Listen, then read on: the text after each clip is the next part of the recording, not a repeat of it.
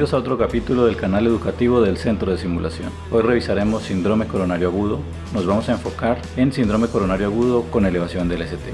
¿Qué puedes esperar de este video? Revisaremos las definiciones, la fisiopatología y el tratamiento del síndrome coronario agudo con elevación del ST. Así que si eres estudiante de medicina o enfermería, médico residente o eres un profesional que trabaja en áreas críticas del hospital, este video y este canal es para ti. Bienvenido. El síndrome coronario agudo es una entidad de alta relevancia, presentación frecuente y que se asocia con complicaciones fatales. En este video haremos una puesta al día en su manejo, mencionaré generalidades de la patología y haremos profundización en el IAM con elevación del ST. El paciente que ingresa al servicio de urgencias con dolor torácico debe considerarse una emergencia. Por tanto, la movilización de recursos humanos, locativos, tecnológicos y de información, así como el liderazgo, la comunicación y la conciencia situacional, son fundamentales para llevar a un buen desenlace al paciente. Si un enfermo consulta por dolor torácico que parece ser de origen isquémico, haga el tamizaje con electrocardiograma de 12 derivaciones y va a clasificarlo en uno de estos tres grupos. Grupo 1 tiene elevación del ST en más de 2 derivaciones contiguas que miran a la misma cara o el bloqueo de rama izquierda nuevo o presumiblemente nuevo. En el grupo 2 tiene infradesnivel del ST o cambios dinámicos en la onda T. Y el tercer grupo será el paciente que tiene la sintomatología y posiblemente tenga factores de riesgo, pero el electrocardiograma es normal o no diagnóstico. Es decir, no hay ni supradesnivel ni infradesnivel. En el grupo 1 posiblemente la obstrucción de la luz del vaso es completa, en el grupo 2 parcial y en el tercer grupo no podemos inferirlo con mucha precisión, pero es mejor pensar que es una obstrucción importante, no descartar la enfermedad a priori. En cuanto a la estrategia, para el grupo 1 será reperfundir, eso puede ser de manera mecánica o farmacológica. En el grupo 2 la estrategia será estratificar, solicitar biomarcadores y terapia AAA, es decir, antiagregación, antiisquémicos y anticoagulantes. Y en el grupo 3 debe observarse y estratificarse con biomarcadores y posiblemente con imágenes diagnósticas. Los síndromes coronarios sin elevación del ST los abordaremos en otro video. Quiero llamar la atención en algo. Muchas veces se piensa únicamente en la enfermedad aterosclerótica como causa del IAM, pero hay muchas otras causas que no deben despreciarse, como es el caso del IAM tipo 2, donde hay imbalance entre el aporte y el consumo de oxígeno. Durante mi práctica clínica he visto pacientes infartados por el dolor de un procedimiento, por la angustia de la muerte de un ser querido, por anemia, infecciones, etc. Así que no es ciencia ficción, es real y debe tenerse muy en cuenta. Me preocupa mucho cuando escucho el diagnóstico diferencial, es una conversiva, es simulado, etc. Hay que recordar que las personas con elevado nivel de estrés suelen hacer síndrome coronario. Tienen una descarga adrenérgica alta y esto no puede pasarse por alto. Recomiendo revisar la cuarta redefinición del infarto. En la descripción de este video dejaré un link a ese artículo y a otros links de interés. Ahora nos enfocaremos en el síndrome coronario agudo con elevación del ST y su manejo lo haremos desde el servicio de emergencias, desde la perspectiva europea. Esta guía es amplia, tiene muchos apartados interesantes que podremos revisarlos en próximos videos. Nos centraremos en la elevación del ST. Como medida general, igual que en cualquier emergencia, haremos la evaluación primaria y la evaluación secundaria, siguiendo el ABCD, siempre con intención focalizada, pero con conciencia situacional, tratando de minimizar sesgos cognitivos. Hay algunos términos que son de importancia para la práctica. Mencionaremos algunos de ellos. El primer contacto médico hace referencia al primer momento en que un enfermo es atendido por el personal de salud, que puede ser el paramédico, el médico, la enfermera, cualquiera que tenga posibilidad de realizar un electrocardiograma y de activar el sistema de emergencia. Diagnóstico de IAM con elevación del ST es el momento en el que el paciente que llega con síntomas que sugieren isquemia coronaria se le interpreta el EKG encontrando elevación del ST o un equivalente. La intervención coronaria percutánea primaria se refiere a la intervención coronaria de emergencias, que puede incluir angioplastia con balón, colocación de stent, pero sin que haya mediado tratamiento fibrinolítico. Intervención coronaria percutánea de rescate es aquella intervención que se realiza cuando ha fallado la estrategia farmacológica. La intervención coronaria percutánea postfibrinólisis temprana es la intervención que se realiza 2 a 24 horas después de haber realizado la reperfusión farmacológica con éxito, esto es, de rutina. La estrategia fármaco-invasiva es cuando se combinan las dos estrategias, mecánica y farmacológica. Tan pronto llega el paciente al servicio de urgencias, se debe realizar un electrocardiograma de 12 derivaciones y su interpretación idealmente no debe sobrepasar los 10 minutos. En países desarrollados o en los que la atención prehospitalaria es óptima, se tomará el primer contacto médico al momento en el que el paramédico sea el que vea al paciente, le realiza el electrocardiograma y lo deriva por telemetría a un hospital, con el objetivo de movilizar recursos y disminuir los tiempos. Si se sospecha síndrome coronario agudo, el paciente debe hospitalizarse en sala de choque y reanimación pues la probabilidad de requerir terapia eléctrica o RCSP se debe considerar alta.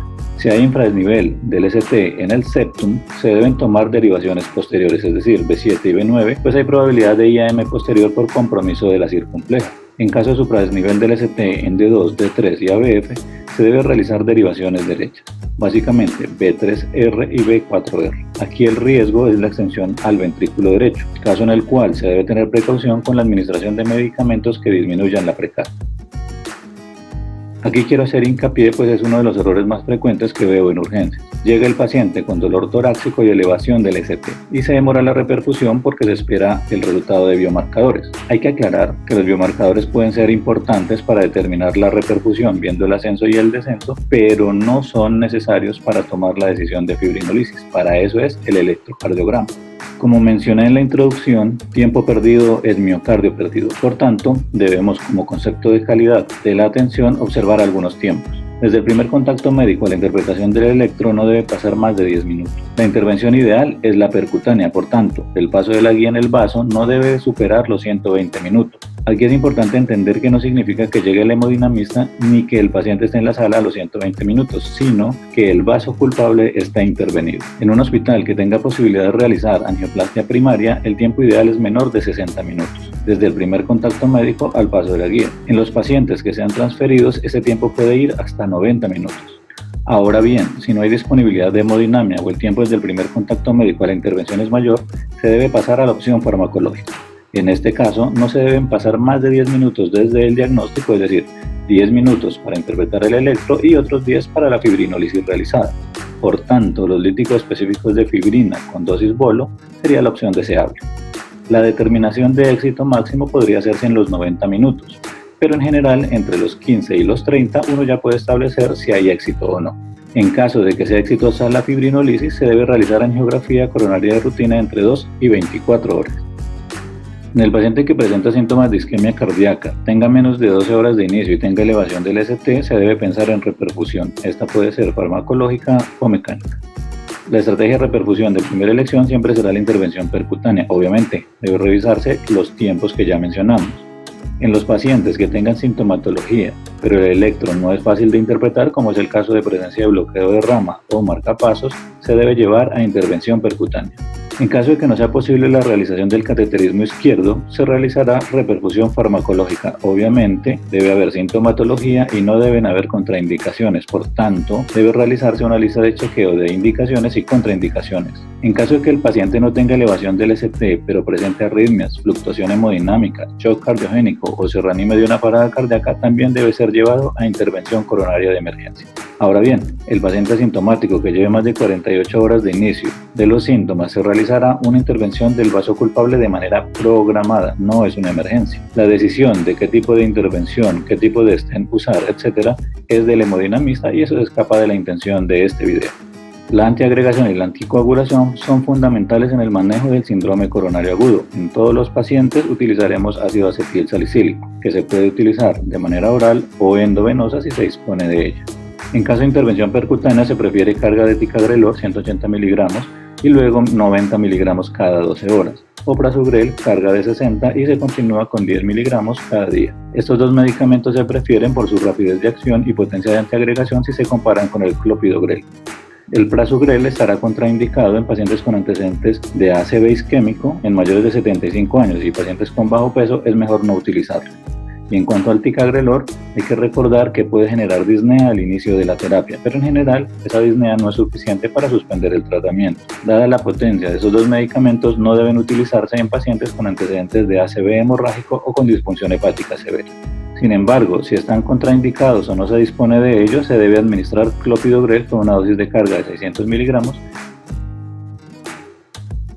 aunque el Current Oasis 7 demostró mejores resultados con una dosis de mantenimiento de 150 mg día por la primera semana en el subgrupo de pacientes que va a reperfusión mecánica.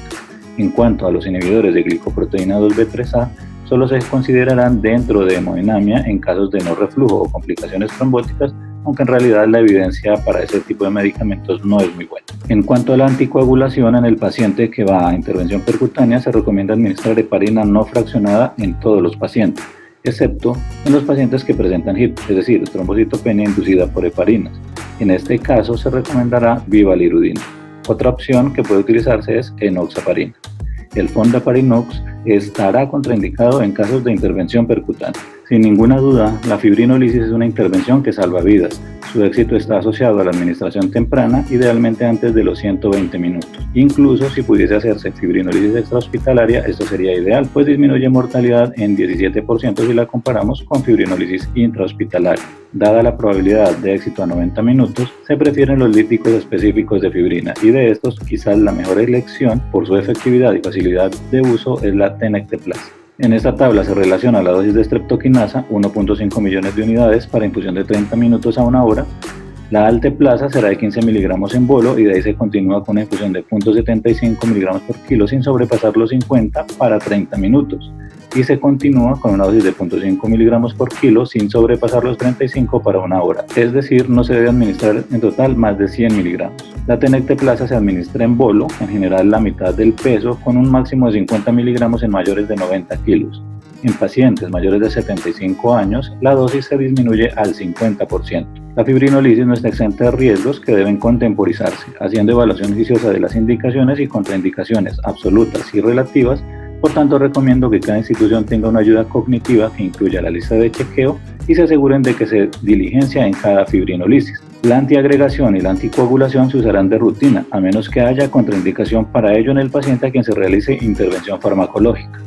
La antiagregación será dual, ACE y clopidogrel. En mayores de 75 años no se dará carga de clopidogrel, solo una dosis diaria de mantenimiento. La anticoagulación depende del fibrinolítico que se utilice y se llevará hasta que el paciente egrese, aunque no más de 8 días. Si se reperfunde con líticos específicos, se prefiere enoxaparina, 30 miligramos en bolo, endovenoso, y se continúa 1 miligramo por kilo cada 12 horas. En mayores de 75 años no se administra bolo IV y se ajusta la dosis de mantenimiento a 0.75 miligramos por kilo. Y en falla renal, con clanos menor de 30 milímetros minuto, el ajuste estará entre 0.5 y 0.75 miligramos por kilo y se administrará subcutánea una vez al día. Si se utiliza streptokinasa, que en realidad su eficiencia es mala, se prefiere anticoagular con fondaparinux, con un bolo de 2.5 y se continúa 2.5 miligramos subcutáneos día. A este punto, los que llevan varios años atendiendo emergencias estarán preguntándose, bueno, ¿y dónde quedó la nemotecnia Mona C? Recordemos que el orden de uso, en caso de que la consideremos, sería primero el ASA, luego el oxígeno, luego los nitratos sublinguales, y si a pesar de esto no mejoran los síntomas y si no hay contraindicación, se usará morfina. ¿Y el clopidogrel? Bueno, ya lo hemos ido comentando. En resumen, podríamos decir que se recomienda ASA en todos los pacientes masticados o equivalencia. El oxígeno solo se utilizará en casos de síndrome coronario agudo y saturación periférica menor de 90. Los nitratos sublinguales o en spray nasal hasta máximo 3 dosis. Y en caso de que haya hipertensión arterial, edema pulmonar concomitante o persistan los síntomas de la isquemia, se recomienda pasar a vía venosa titulada y en bomba de infusión. Si el dolor no cede con los nitratos, no hay contraindicación, como puede ser hipotensión o extensión del infarto al ventrículo derecho, no se recomendaría el uso de fármacos como la morfina ni la nitroglicerina. Es importante recordar que la mejor estrategia para mejorar el dolor es la reperfusión temprana. Y en cuanto al clopidogrel, se usará en síndrome coronario agudo sin elevación del ST siempre o cuando se realice reperfusión farmacológica en la elevación del ST. De lo contrario, se prefiere ticagrelor o prasugrel. Medicamentos coadyuvantes como betabloqueadores, IECA y estatinas se iniciarán en las primeras 24 horas a menos que medie una contraindicación. La probabilidad de complicaciones no es despreciable, se debe estar atento y por tanto todo paciente con síndrome coronario agudo con elevación del ST irá a la unidad de cuidado coronario o intensiva para observación entre 24 y 48 horas, dependiendo obviamente de su complejidad, pero debe quedar claro que la reperfusión se inicia en urgencias. Se debe realizar ecocardiografía a todos los pacientes. Sin embargo, quiero recordar que la ecocardioscopia es potestad de cualquier médico que atiende emergencias para evaluar función ventricular, complicaciones mecánicas y hacer seguimiento. Y aquí están mis 5 mensajes para llevar. El síndrome coronario agudo es una emergencia. Tome un electro de 12 derivaciones lo antes posible. Trabaje siempre en equipo. Si hay elevación del ST, la meta es reperfundir. No espere a las troponinas para considerar la reperfusión. Gracias por haber permanecido hasta este momento. Espero te haya sido de utilidad este video para repasar o para la práctica clínica. No olvides suscribirte a nuestro canal, darle like y activar la campanita para estar siempre al día con nuestro contenido. Cada semana compartimos información importante que puede ayudar a salvar vidas. Nos vemos en el próximo video.